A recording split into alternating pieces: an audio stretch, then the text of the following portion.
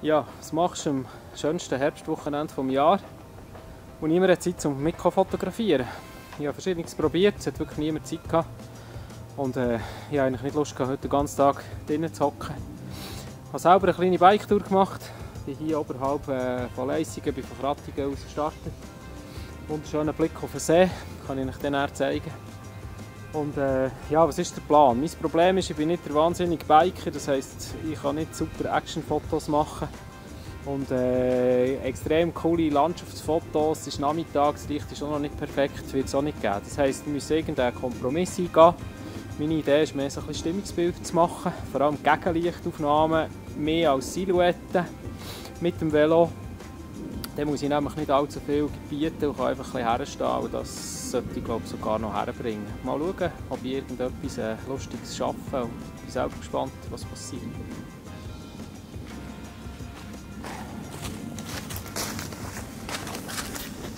Gut, der erste Plan wird sein, dass ich hier ein Gegenlichtfoto mache. Das heisst, man wird den Wald und das Gras, das man jetzt hier noch sieht, eigentlich nicht mehr erkennen. Es wird dunkel. Meine Idee ist, dass ich mit dem Velo hier auf das kleine Höckerli gehe. Im Hintergrund Berge und der See. Die sind im Moment eher überbelichtet. Das tue ich eben an der Kamera anders einstellen. Das heisst, ich mache den Vordergrund dunkel. Ich mache hier den Hintergrund richtig belichten. Ihr seht zum Ausschnitt hier, ich habe nicht wahnsinnig viel See drauf. Das werde ich korrigieren, dass ich nachher noch 1 oder 2 Bilder anhänge und die in der Panorama-Software wahrscheinlich in Lightroom zusammenbauen, damit man von dem noch ein bisschen mehr sieht.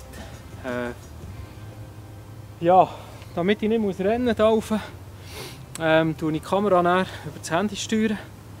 Das ist möglich über die Software von Sony, die sich nennt Imaging Edge Mobile, und über diese Software werde ich dann von oben die Kamera ganz entspannt auslösen, das Handy in die Tasche nehmen, wunderbar herstehen und einfach warten, dass meine Kamera ihre Bühne macht. Schauen wir mal, ob es funktioniert.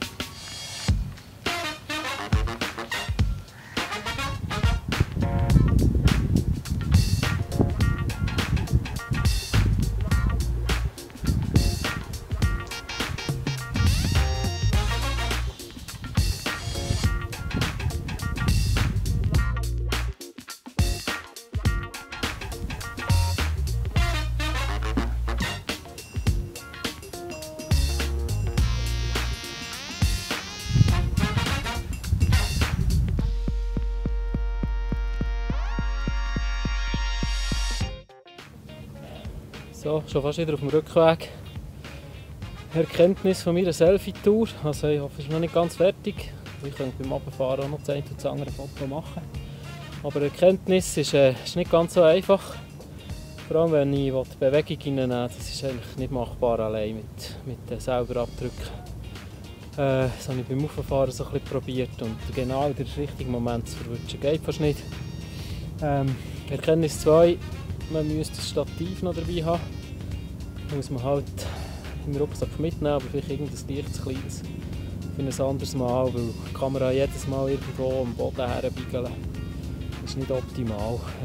Ja, ist noch steigerungsfähig, aber rein sportlich hat es sicher Sinn gemacht. Wunderschön hier oben auf dem Horn. Und rein schon wegen dem hat es sich gelohnt. Und am anderen arbeite ich weiter.